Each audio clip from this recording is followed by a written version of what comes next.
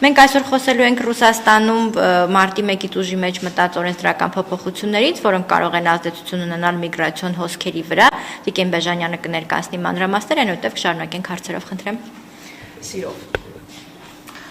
Շնորհակալ եմ հնարավորության համար եւ ուզում եմ ասել, որ այն փոփոխությունները, որոնց մասին խոսելու ենք, ուղիղ շարունակությունն են 2025 թվականի փետրվարի 5-ին ուժի մեջ մտած արտաքսման ռեժիմի կամ ռեժիմ Վիսլկայի եւ վերահսկվող անձանց ռեեստրի մի փոքր հիշեցնեմ, որ փետրվարի 5-ից 2025 թվականին Ռուսաստանում ներդրվեց վերահսկվող անձանց ռեեստր, ինչը նշանակում էր, որ ոչ թե անձանց անունները որևէ պատճառով հայտնվում էին ինչ-որ ցուցակներում, այլ երբ անձը հայտնվում էր վերահսկվող անձանց ռեեստրում, նրա բանկային հաշիվները սառեցվում են եւ որևէ պետական գերատեսչություն նրան ծառայություն չի մատուցում։ Պետք է նշեմ, որ մարտի 1-ից սկսած այս գերատեսչություններին միացավ նաև հարկայինը եւ հարկային ծառայությունների նախ տեղեկանքի ձևը փոխվեց, որը այլևս թղթային տարբերակով չի, այն տրվելու է որպես էլեկտրոնային քաղվածք եւ հարկերի չվճարումը կամ նման բանի հայտնաբերումը եւս կարող է հիմք հանդիսանալ, որ անձը հայտնվի վերահսկվող անձանց ռեեստրում։ Այստեղ ուզում եմ մեր աշխատանքային միգրանտների ուշադրությունը հրավիրել այն հանգամանքի վրա, որ իրենց աշխատանքային պայմանագրում նշված աշխատավարձի չափը շատ էական նշանակություն ունի վերահսկվող անձանց ռեեստրում նրանց հայտնվելու հետ։ Ինչու՞։ Երբ մեր քաղաքացիները Ռուսաստանի Դաշնությունում կնքում են աշխատանքային պայմանագիր, շատ հաճախ կա այդպիսի պրակտիկա, որ գործատուն, որպեսզի շատ հարկեր չվճարի, կամ անձը, որը ֆիզանձի հետ է կնքում ծառայությունների մատուցման պայմանագիր, ինքը շատ հարկեր չվճարի, պայմանագրում նշվում է մի աշխատավարձ, իսկ աշխատողը ստանում է մեկ այլ գումար։ Եվ երբ որ իր աշխատավարձի չափ կամ ավելին փորձում է ուղարկել օրինակ Հայաստան իր հարազատներին, այստեղ տվյալները միանգամից փոխանցվում են միգրացիոն ծառայություն, այսինքն ոստիկանություն հասանելիություն ունի դրան, եւ անձը պետք է հիմնավորի որտեղից են այդ գումարները, գումարների ծագումը, այլապես ինքը կհայտնվի վերահսկվող անձանց ռեեստրում եւ կարող է արտաքսվել։ Սա վերաբերվում է նաև նրանց, այն անձանց, ովքեր իրենց ամբողջ բրիգադի գումարը հավաքում են եւ մեկ ձեռքից, այսպես ասած, փոխանցում են բանկից բրիգադի անդամների ընտանիքներին։ Սա նույնպես կարող է հանգեցնել, որովհետև կստացվի, որ այդ մարդը իր ունեցած աշխատավարձից բազմակի անգամ մեծ գումար է փորձում փոխանցել, անգամ եթե տարբեր մարդկանց անուններով է դա անում, ուստի պետք է խնդրեմ, որ յուրաքանչյուրը իր գումարը փոխանցի, որպեսզի չհայտնվի այս խնդիրների առաջ եւ հետո չընկնի քաշքշուկների մեջ, երկար պարզաբանումներ տա, թե որտեղից են իր գումարների ծագումը, արդյոք դրանք կապ ունեն ահաբեկչական գումարների հետ, թե ոչ եւ այլն։ Այսինքն սա կարող է շատ լուրջ խնդրի առաջ կանգնեցնել, ուստի խնդրում եմ, որպեսզի այն աշխատավարձը, որը իրապես ստանալու եք, թող դա ֆիքսվի ձեր պայմանագրում եւ այո, թող գործատուն հարկեր վճարի այդ գումարից, բայց դուք չունենաք որևէ խնդիր եւ կարողանաք հանգիստ ձեր գործունեությունը ծավալել Ռուսաստանի Դաշնությունում։ Մարտի 1-ից սկսած դաշնային անվտանգության ծառայության կողմից կարող է նաև կապի օպերատորին կարող են դիմել կապի օպերատորին եւ անջատել միգրանտի հասանելիությունը հեռախոսի հասանելիությունը։ Սա է պայմանավորված նրանով, թե ինչ օրինակ հաղորդագրություններ կամ զանգեր կարող է անել տվյալ անձը։ Պետք է շատ զգույշ լինել այս հարցում եւս։ Այստեղ մի խնդիր կարող է ծագել, որ անգամ եթե դա լինի, չգիտեմ, թյուրիմացաբար, Մոսկվայում եւ Մոսկվայի մարզում շատ լուրջ խնդրի առաջ կկանգնի միգրանտը, որովհետեւ 2025 թվականի սեպտեմբերից Մոսկվայում եւ Մոսկվայի մարզում աշխատելու նպատակով մեկնող օտարերկրացիների, այդ թվում նաև Հայաստանի Հանրապետության քաղաքացիների համար միգրացիոն հաշվառման կանգնելու որպեսզի ունենա միգրացիոն հաշվառում, պետք է ունենա ամինա ծրագիրը, որը աշխատում է, որը բջջային հավելված է եւ աշխատում է ինտերնետով եւ պարբերաբար թարմացումներ չանելու պարագայում անձը կարող է հայտնվել վերահսկվող անձանց ռեեստրում եւ հետագայում կարող է նաեւ արտաքսվել։ Ուստի այստեղ կարող են խնդիրներ առաջանալ, ես պետք է խնդրեմ, որ հնարավորինս ուշադիր լինեն իրենց կատարած զանգերի եւ բովանդակությունների հետ կապված իրենց խոսակցությունների։ Ներողություն, բայց այս կապի արգելքը ինչը կարող է հիմք հանդիսանալ, խոսակցությունների թեման ինչը կարող է լինել, որ թեկուզ Այն ամենը ինչը կարող է Ռուսաստանի Դաշնության ֆեդերալ դաշնային ծառայությունը համարել անվտանգության սպառնալիք։ Շատ, այսինքն անգամ փոքրիկ համակրանքը Ուկրաինայի նկատմամբ կարող է դրա հիմք հանդիսանալ, պետք է շատ զգույշ լինել անգամ խոսակցությունների մեջ։ Ես պետք է նշեմ, որ Ամինա ծրագրի հետ կապված շարունակում են խնդիրները, որովհետև այդ ծրագրով ոչ միշտ է, որ այն հասցեն, որտեղ նշում է միգրանտը, իրականում քարտեզի վրա ցույց է տալիս, այսինքն անպայման պետք է բացել այդ քարտեզը եւ տեղում նշել այն հասցեն, որտեղ բնակվելու եք, որտեղ 3 օրից ավել այդ տարածքից բացակայելու պարագայում ծրագիրը ձեզ ցույց կտա, որ դուք չեք բնակվում այնտեղ, որտեղ հաշվառված եք եւ դա նույնպես վերահսկվող անձանց ռեեստրում հայտնվելու պատճառ կարող է լինել։ Ավելին, եթե իրապես ձեր հասցեն համապատասխանում է դուք բնակվում եք, բայց պատրաստվում եք 3 օրից ավել բացակայել ձեր բնակության վայրից, պետք է ձեր հաշվառման տարածքային ոստիկանությունում դիմում գրեք, նշեք, որ դուք 3 օրից ավել բացակայելու եք։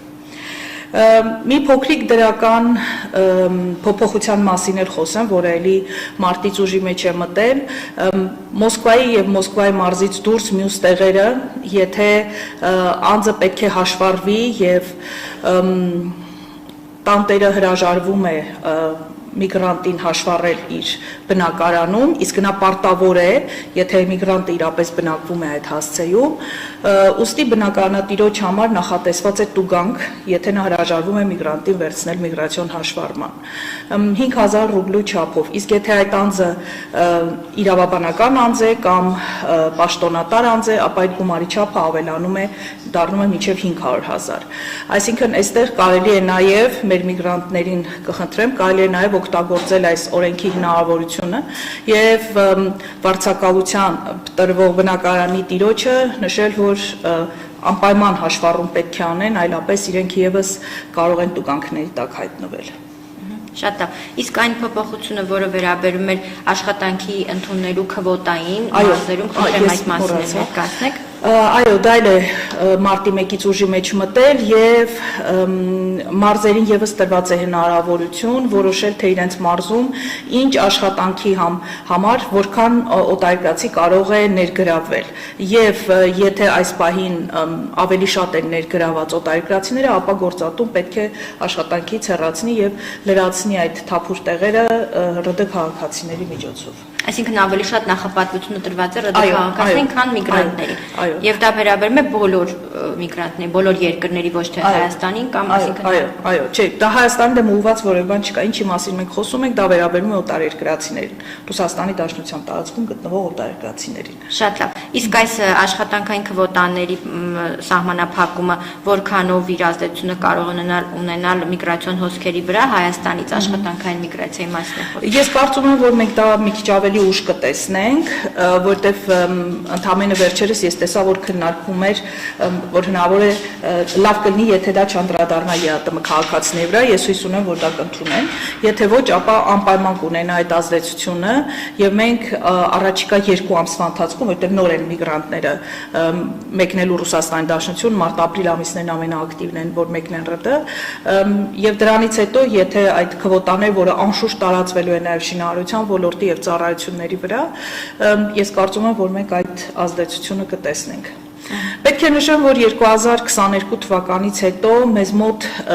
նկատվում է տենդենց դեպի ՌԴ միգրացիոն հոսքերի նվազման։ Եթե մենք 22 թվականին, 23-ին նաև որոշակի խոսում էինք 95-ից 100,000 աշխատանքային միգրանտների մասին, ապա այդ թիվը հիմա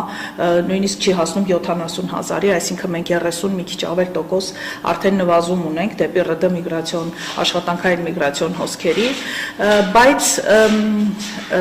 սկզբնական շրջանում 2023-24 թվականներին մենք սրան զուգահեռ նկատում էինք, որ ընտանիքի անդամներն էին փորձում այն աշխատանքային միգրանտները, որոնք մեկնում են, տանել պայմանավորված նրանով, որ ռուբլու կուրսը սանկցիաների պատճառով բավականին իջել էր եւ ձեռնտու չէր, որ գումարները ուղարկեին Հայաստան, արդեն ավելի ձեռնտու էր, որ ընտանիքներին տանեին։ Բայց 25 թվականի ապրիլի 1-ից սկսած, երբ որ խստացումներ եղան նաև ընտանիքի անդամների, այդ թվում երեխաների հետ կապված, օրինակ դպրոց ընդունվելու եւ բավականին դժվար է հիմա երեխաների համար դպրոց ընդունվելը, ռուսերենի քննությունները, հարցերն են բավականին բարդ եւ սահմանաչափը 90% նշված հարցերի պետք է ճիշտ պատասխան, որ երեխան կարողանա դպրոց գնալ եւ դա վերաբերվում է առաջինից 12-րդ դասարաններին, ուստի այստեղ եւս նկատվում է տենդենց, որ նվազել է ընտանիքներին տանելու այս process-ը։ Այսինքն կարող ենք ասել եւ պատերազմական գործողությունները եւ խստացումները, հա, եւ տնտեսական դժվարությունները Ռուսաստանում նպաստել են, որ հոսքը դեպի Հայաստանից Ռուսաստան նվազի։ Այո։ Առաջին եւ մեծ գործոնը դա է, երկրորդը այն, որ Հայաստանում ակտիվացել է շինարարությունը եւ մեր մարզային հանդիպումների ընթացքում մեզ նաեւ միգրանտները այն նրանք, ովքեր նախկինում մեկնում էին, նշում են, որ իրենք այստեղ ունեն աշխատանք եւ առնվազն առաջիկա մի քանի տարին չեն պատրաստվում մեկնել Ռուսաստանի Դաշնություն։ Դուք նշեցիք, որ խրախուսվում է այն աշխատավարձը, որը իրականում ստանում է աշխատակիցը, դա պայմանագրում արտացոլվի, այլապես խնդիրներ կարող են առաջանալ։ Ինձ հետաքրքիր է գործատուների կողմից ինչ արձագանք կա, արդեն ունեք, չգիտեմ, նույն աշխատակիցների հետ զրույցներ կողմ են, որպեսի գրանցվի այդ ամբողջական գումարը, թե դեռ շրջանցելու միտումը կա։ Այդպիսի տվյալներ չունեմ, բայց ես կարծում եմ, որ քանի որ գործատուների համար եւս տուգանքներ են նշանակված, այսինքն եթե բացահայտվում է, որ աշխատողի համար պայմանագրում նշված է մի գումար, բայց ինքը ստանում է մեկ այլ գումար, միայն աշխատողը չի պատժվում, պատժվում է նաեւ գործատուն։ Ես կարծում եմ, որ սա աստիճանաբար կբերի նրան, որ իրական աշխատավարձները կնշվեն աշխատանքային պայմանագրերում։ Դա մի կողմից դրական է հենց նույն աշխատողների համար, չէ՞ որ պաշտպանված են դառնում հաստատի, եթե լինում են դեպքեր, որ աշխատում են եւ գումարը չեն վճարում, այս պարագայում արդեն իրավական հիմքեր կունենան։ Իդեպ մինչեւ հիմա աշխատանքային միգրանտները, որոնք պետք է պարտադիր անցնեն բուժզննում, իրենց համար բուժզնման տեղեկանքը չունենալու կամ ուշացնելու համար որևէ տուգանք նախատեսված չէր, հիմա նախատեսվում է նաեւ առաջիկայում կմտնի ուժի մեջ տուգանք նախատեսել, այսինքն տուգանք եւ չանելու պարագայում նաեւ մուտքի արգելք հիմա կհայտնվեն վերահսկվող անձանց ռեեստրում, երևի ինչ որ գումարի չափ կսահմանեն, որը վճարելու պարագայում գուցե կտան հնարավորություն անցնել բուժզնումը, բայց անգամ դրանից հետո եթե անձը կխուսափի, ապա միանշանակ արտաքսում է սպասում։ Պետք է այստեղ եւս ուշադիր լինել։ Ցավոք այնպես է ստացվել, որ կա հիվանդությունների շարք, որի պարագայում, եթե հայտնաբերվում է միգրանտի մոտ, Ռոսպատրեբնadzorը անժամկետ է դնում մուտքի արգելքը։ Երկու հիվանդություն կա, որի պարագայում, եթե բուժվեն, կարող են ներկայացնել իրենց քաղաքացիության պետության հաստատությունից տեղեկանքը, որ անձը բուժվել է, տուբերկուլյոզը եւ սիֆիլիսը, մնացած բոլոր դեպքերում չի բացվում մուտքի արգելքը, եթե միավձյա է հայտնաբերված կամ եթե անգամ թմրանյութ արյան մեջ, այսինքն մոռացեք, որ անժամկետը կբացվի, անժամկետ մուտքի արգելք է դրվում անձանց վրա։ Տիկին Բեժանյան, դուք նշեցիք, որ 2025 թվականի փետրվարից էլ արդեն խստացումները ուժի մեջ մտել։ Եթե մեկ տարվա, նախորդ տարվա դինամիկան, դիտարկումները նայենք, քաղաքացիները տեղեկացված էին, կարողացել էին այս ուժի մեջ մտած օրենսդրության շրջանակներում գործել, թե ունենք մեծ թվով մարդիկ, որոնք ամեն դեպքում հայտնվել են ռեեստրում։ Շատ մեծ անակնկալ եւ շոկ էր բոլոր օտարերկրացիների համար եւ բացառություն չէին նաեւ Հայաստանի Հանրապետության քաղաքացիները, երբ որ փետրվարի 5-ից ուժի մեջ մտավ ռեժիմ վիսելկին եւ վերահսկվող անձանց ռեեստրը գործարկվեց, ընդամենը մի քանի օրվա ընթացքում շուրջ 46000 ՀՀ քաղաքացի հայտնվեց այդ ռեեստրում։ Ամբողջ խնդիրն անում էր, որ առնվազն մեծ դիմացների 40%-ը չուներ փաստաթղթի որևէ խնդիր, այնուամենայնիվ հայտնվել էր վերահսկվող անձանց ռեեստրում։ Այդ տենդենսը այսօր էլ է շարունակվում եւ եթե անձը վստահ է, որ ինքը ունի բոլոր փաստաթղթերը, չունի որևէ խախտում, բայց հայտնվել է ռեեստրում, այս պարագայում ինքը կարող է պատշաճ փաստաթղթերի ցանկը հավաքել, ներկայանալ իր ռեգիստրացիայի տարածքային միգրացիոն ծառայություն, ներկայացնել եւ նրանք կհանեն վերահսկվող անձանց ռեեստրից։ Ես մի կարևոր բանի մասին նշեմ, որը ճիշտ է 25 թվականի սեպտեմբերին է ուժի մեջ մտել, բայց հիմա անձինք հենց այդ հանգամանքով պայմանավորված հայտնվում են ռեեստրում եւ լրջագույն խնդիր է։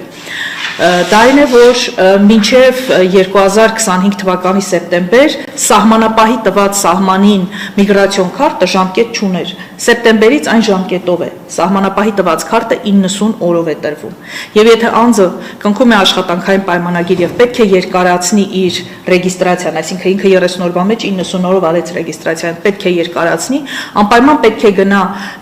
իր ռեգիստրացիայի տարածքային միգրացիոն ծառայություն եւ քարտի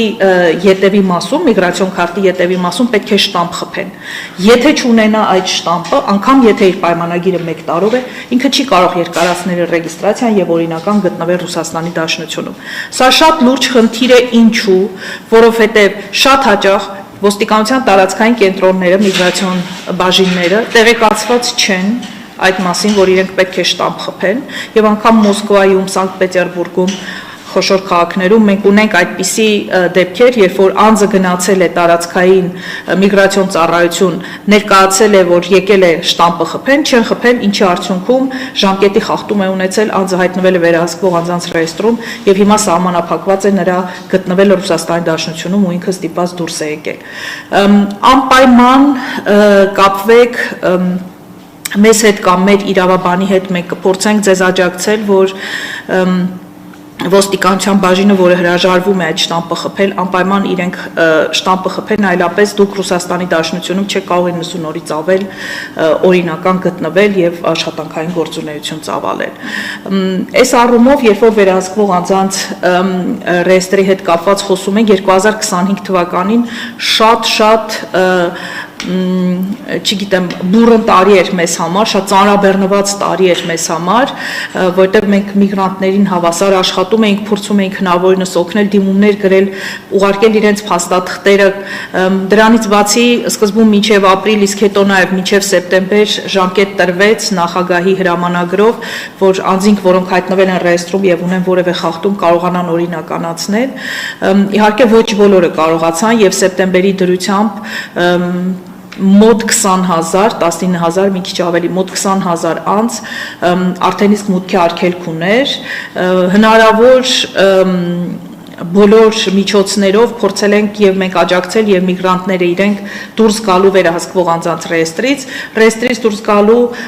մի կարևոր գործիք կա, որը վերջին ենք կիրառում, բայց դա շատ աշխատող է, դա սահմանը հատելն է, այսինքն դուրս գալ Ռուսաստանի Դաշնության տարածքից։ Եթե չեք կարողանում որևէ կերպ օրինականացնել ձեր գտնվելը անգամ, եթե ձեր փաստաթղթերը պատշաճ կարգով են ձեր ձեռքին գտնվում, ուրեմն դուրս եկեք Ռուսաստանի Դաշնության սահմանից, ես գիտեմ, որ դա սատար է, դա ժամանակատար է, բայց դա աշխատող տարբերակ է, դուրս եկեք եւ առնվազն 15-20 օրից նորից փորձեք մուտք գործել Ռուսաստանի Դաշնություն, որտեղ բազաները թարմացնելուց հետո, երբ որ կտեսնեն, որ դուք սահման եք հատել, դուք դուրս կգաք վերահսկվող անձանց ռեեստրից։ Սա վերաբերվել է նաեւ մեր բեռնափոխադրող վարորդներին եւ 2025 թվականին մենք ձեզ հետ միասին խոսել ենք այդ մասին, իրենք եւս լրջագույն խնդրի առաջ կանգնեցին, երբ որ կրճատվել է ՌԴ-ում գտնվելու օտարերկրացիների ժամկետը եւ բոլոր նրանք, ովքեր գերազանցել էին 90-օրյա ժամկետը, կամ վերահսկվող անձանց ռեեստրում էին, իսկ եթե ոստիկանը տարել էր բաժանմունք, ապա նաեւ մուտքի արգելք էին ստացել։ 314 դիմում միայն ես եմ ստացել վարորդներից, 249 վերահսկվող անձանց ռեեստրում էին, ի պատիվ մեր ԱԳՆ-ի, ՆԳՆ-ի եւ Եվրասիական տնտեսական հանձնաժողովի գործընկերներ, պետք է ասեմ, որ մեր համատեղ ջանքերով բոլոր վերահսկվող անձանց ռեեստրում գտնվողները դուրս են եկել այնտեղից, նրանց բանկային հաշիվները ապասառեցվել են եւ արդեն իսկ հունվարի 1-ից հանգիստ կարող են նորից իրենց գործունեությունը ծավալել, մեկնել գալ, բայց հաշվի առեք, որ դեռ եւս որևէ փոփոխություն չկա նրանց գտնվելու ժամկետի հետ կապված, չնայած ամենաբարձր մակարդակով քննարկվում է այդ ժամկետը երկարացնելու մասին, բայց դեռևս 90 օր ունեն ՌԴ-ում գտնվելու համար, ցավով պետք է նշեմ, որ հունվարից սկսած արդեն իսկ Լարսի հետ փակ լինելու հանգամանքով բավականին ժամանակ կորցրել են մեքենաները, մի քանի օր նույնիսկ շաբաթներ մնում էին Լարսում։ Ամեն դեպքում հաշվի առեք, որ դեռևս 90 օր է, իսկ նրանք, ովքեր տարվել էին ոստիկանական բաժանմունք եւ մուտքի արգելք էր դրվել իրենց, ցավոք նրանց հարցը լուծված չի, դա էլ է քննարկվում, բայց դեռևս լուծված չի եւ Մեկ էս պահին 60-ից ավել ինձ դիմացների մեջ 60-ից ավել վարորդներ ունենք, որոնց մուտքը 5 տարով փակված է դեպի Ռուսաստանի Դաշնություն, նույն օրենքի խախտմամբ, անգամ եթե 2-3 օր է եղել գերազանցումը 90-օրյա ժամկետի։ Բայց այս մարդկանց հարցը դեռևս լուծված չի, ես պետք է նշեմ, որ սա ոչ միայն խնդիր է այն տեսանկյունից, որ վարորդները չեն կարողանում գնալ, նաև անձամբ իրենց համար, որտեղ սա լուրջ սոցիալական խնդիր է, նրանցից շատերը իրենց բեռնատարները գնել են վարկով, մարդիկ կան, որ տուն են գրավ դրել, իսկ բեռնատարները էժան չեն եւ ամսական լինում է 1500-ից 2000 դոլարին համարժեք իրենք վարկ են վճարում եւ այս մարդիկ պետք է հաշվի առնենք, որ հիմա փաստորեն աշխատանք չունեն եւ շատ մեծ սոցիալական խնդրի առաջ են կանգնած։ Շատ լավ, դուք որ նշեցիք բոլորը ռեեստրից դուրս եկեք, խոսքը վարորդների մասին։ Այո, միայն վարորդների մասին է։ Այո։ Ինձ կհիշեցնեք, եթե անձը ամեն դեպքում խախտում է արել եւ հայտնվել է ռեեստրում, վերահսկող անձանց ռեեստրում, ինչ է սպասվում իրեն։ Անպայման պետք է իրեն արտաքսեն։ Չէ, նախ ինչպես է իմանում անձը, առաջինը փակվում են իր, սառեցվում է բանկային հաշիվը, որևէ գործարք չի կարողանում է, արդեն հասկանալի է, որ անձը գտնվում է վերահսկվող անձանց ռեեստրում եւ որևէ պետական գերատեսչություն նրան որևէ ծառայություն չի մատուցում։ Մյուսը, եթե իրապես կա խախտումը, պետք է հասկանանք, թե ինչ տեսակ խախտում է դա։ Եթե անձը չունի ՌԴ քաղաքացի կին, զավակներ, ծնողներ, ապա ես միանգամից ասում եմ դուրս եկեք ՌԴ տարածքից։ Մյուս դեպքերում ինքը կարող է 40,000 ռուբլի տուգանք վճարել եւ օրինականացնել իր գտնվելը, եթե այդ խախտումները շատ մեծ չեն, այսինքն օրինակ ռեգիստրացիայի ժամկետից շատ կարճ ժամանակ է անցել, չի հասցրել անել բուժզնման տեղեկանքի 12 ամիսը լրացել է, հաջորդ 30 օրվա մեջ նոր բուժզնումը չի անցել, կամ աշխատանքային պայմանագրի ժամկետը լրացել է, հաջորդ 15 օրվա մեջ նոր աշխատանքային պայմանագիր չի կնքել, այսինքն նման խախտումների պարագայում հնարավոր է գալ։ Սա վերաբերվում է նաև ուսանողներին, որոնք սովորում են եւ ինչ-ինչ պատճառներով, չգիտեմ, օրինակ բուհը չի հասցրել նրանց ռեգիստրացիան անել կամ երկարացնել։ Այստեղ եւս կարելի է տուգանքը վճարել եւ թույլ տալ, որ անձը օրինական գտնվի ՌԴ տարածքում։ Մնացած դեպքերում խորհուրդ, որ անպայման լքեք Ռուսաստանի Դաշնության տարածքը, որովհետև սահմանահատումը հիմք է ռեեստրից դուրս գալու համար։ Վերահսկվող անձանց ռեեստրը վերաբերում է ՌԴ տարածքում գտնվելուն։ Իսկ եթե դիտարկենք այն ծավալը, որ իրապես խախտում են արել եւ հայտնվել են անձանց ռեեստրում, ամենաշատ խախտումները, ամենաշատ հանդիպող խախտումները որոնք են։ Ռեգիստրացիա։ Երբ որ ժամկետի, այո, ժամկետի ՌԴ մեկնելուց հետո 30-օրյա ժամկետում կամ չեն ռեգիստրացիան արել, այսինքն միգրացիոն հաշվառման չեն կանգնել իրենց իրական բնակության հասցեում, կամ ռեգիստրացիան այլ մեկ այլ տեղում բնակվել են մեկ ուրիշ տեղում, կամ ժամկետը լրացել է եւ նորը չեն արել իրենք։ Իսկ նման պարագայում իրենք իրազեկված չեն լինում դրա համար, թե որն է պատճառը լինում։ Ցավոք կա այնպիսի տպավորություն, որ կարելի է բոլոր հարցերը լուծել ոչ օրինական ճանապարհով, հիմա դա այնքան էլ չի աշխատում։ Առավել եւս, որ բոլոր հարթակները թվայնացվել են եւ հիմա մարդկային գործոնը բավականին քիչ ազդեցություն ունի, այնպես որ պետք է շատ ուշադիր լինել սեփական փաստաթղթերի նկատմամբ եւ միշտ հիշեք, եթե Ռուսաստանի Դաշնության քաղաքացին անում է այն խախտումը, որը նաև դուք եք անում, դա իր երկիրն է, նա կարող է ընդամենը տուգանքով ազատվել այդ, իսկ ձեր պարագայում, հարգելի օտարերկրացիներ, այդ ում ՀՀ քաղաքացիներ, կարող է սպառնալ արտաքսում, այնպես որ պետք է շատ զգույշ լինել, եթե Ռուսաստանի Դաշնություն ցանկանում եք օրինական գտնվել, ուրեմն պետք է պահպանեք այնտեղի օրենսդրությունը։ Շնորհակալ եմ շատ, դահլիճից հարցեր կան մեր գործընկերներից։